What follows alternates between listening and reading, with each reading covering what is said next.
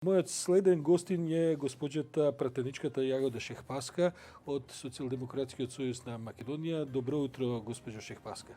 Добро утро, благодарам за поканата. Темата за која денеска сакам да поразговараме е она која што ја бранува пензионерската јавност во последните недели, денови и така натаму, а тоа е именно блокадата на законот за пензии, кој што ќе невозможи доколку не се усвои до крајот на годината покачување на пензиите во државата.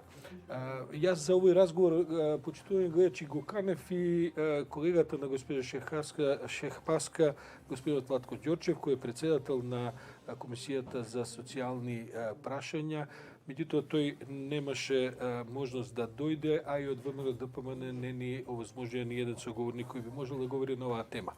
Сепак, после разни перипетии, вчера на Комисијата за социјални прашања се изгласа точката за покачување пензиите, а пред да продолжиме со разговорот, само да ја прочитам, да го прочитам Facebook статусот на господинот Ѓорчев, бидејќи имаше мала драма околу текот за кажувањето и почетокот на таа седница.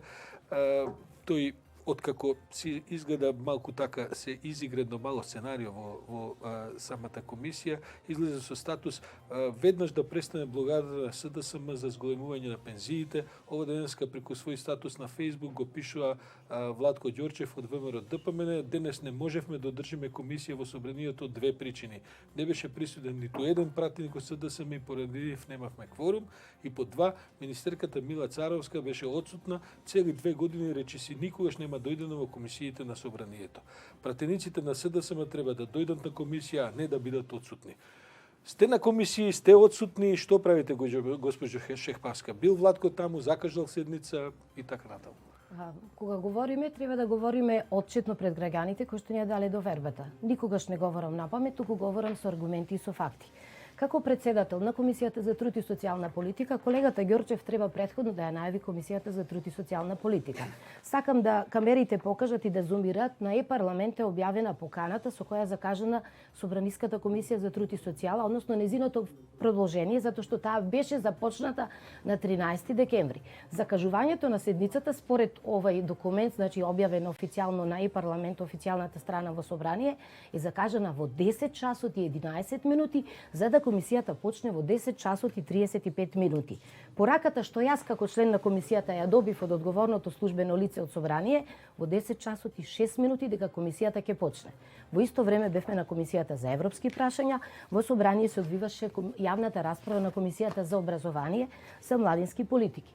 Во 10:30 часот колегите замениците од владеачкото мнозинство заедно и со представникот ДУИ бевме пред уставна сала, каде во тој момент и покрај закажаната комисија за труд и социјална политика се одвиваше партиската координација на пратеничката група на ВМРО ДПМН. Колегите се вратија на јавна расправа, јас останав пред врата да дочекам кога ќе заврши нивната координација за да влеземе сите во сала. Координацијата на ВМРО ДПМН заврши во 10 часот и 45 минути. Колегата Ѓорчев на моје присуство на влез, за да ги повикам колегите по телефон, ја отвори и ја затвори без кворум. Само тој и колешката Благица Ласовска беа присутни. Многу е лицемерно кога говорите дека работите во интерес на граѓаните, а во суштина сакате да ги обструирате работите. Што е таа игра? Мислам, веројатно предпоставувам дека одговорот е едноставен. На ВМРО ДПМН се плаши дека покачувањето на пензиите ќе има ефект за избори и така натаму. Тие не можат да излезат да кажат дека се против тоа зголемување, но прават се за да ве завлечат и така. Вчера тоа решение на комисијата помина. Што е сега на вашата комисија за труд и социјална политика? Што е понатамошната поставка? Значи, да допомнам, цели 2 часа ние се натегнувавме како доаѓаа камерите и новинарите да следат, затоа што јас имав изјава и преку таа изјава ние извршивме дополнителен притисок. Тоа беше фрлената ракавица како председател на Собраниска комисија за вака важно прашање. На труд и социјала разгледуваме прашања кои ги адресираат проблемите на најголем дел од населението. И од тука исчекувањето на пензионерите, дали ќе има од 1 јануари зголемување за 700 денари на сите пензионери линеарно, беше многу важно. По 2 часа со сизифови маки, со провокации за сите теми надвор од ова што беше предмет на расправа на комисијата, помина на Комисија за труд и социјална политика ова законско решение. Втората фаза е законодавно правна комисија и ќе се врати на пленарна седница. Кога се очекува тоа? Ќе биде Деновиве пред ќе Нова се година? заврши. Секако. Јас сакам да им порачам на пензионерите да си бидат спокојни. Ветеното зголемување од 700 денари од јануарската пензија за сите пензионери ќе го добијат, плюс во текот на годината уште 160 до 200 денари двете законски усогласувања во јануари и во јули, што значи пензијата следната година ќе се зголеми од прилика за 900 денари по пензионер. И тоа ќе се случи. Шехпаска, подготвени ли сте за распуштање на собранието заради изборите? Уште кои крупни прашања останаа да се разрешуваат до распишувањето на датумот на изборите? Конкретно од комисиите од кој што доаѓам јас, Законот за здравствена заштита кој е многу важен со тие измени што ги правиме да излеземе во пресред на специјализантите, кофинансираните специјализанти, ќе се заокружи за тоа што е поминат. Закон за здравствено осигурување.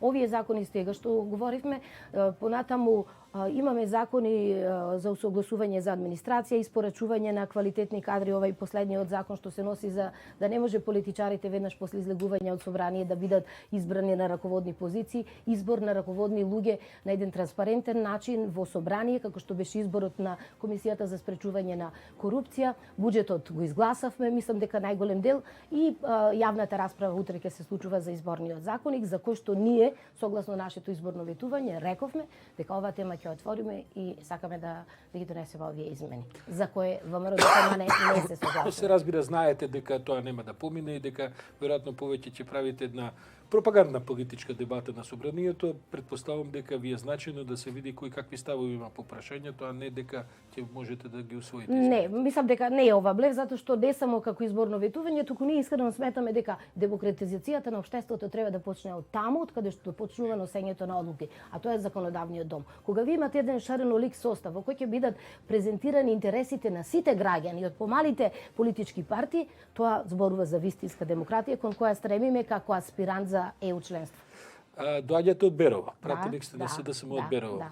На следните избори губите или добивате во Берово? Добиваме 100%. 5 милиони евра за патна инфраструктура е вложено во Берово. Берово од сите страни има реконструкција на патиштата, како према потегот кон Виница, кон Струмица, Делчево и најголема придобивка ќе биде ако се отвори граничниот премин Клепало кон соседната Бугарија. Баш ми е сега жал што не беше тука господинот Влачко Ѓорчев, бидејќи сум сигурен дека тој ќе кажеше победуваме во Берово, Шехпаска нема никакви шанси со СДСМ. Па ние го демантиравме 104 континуирани победи една по друга од 2016 навак. Ви благодарам за ова гостување.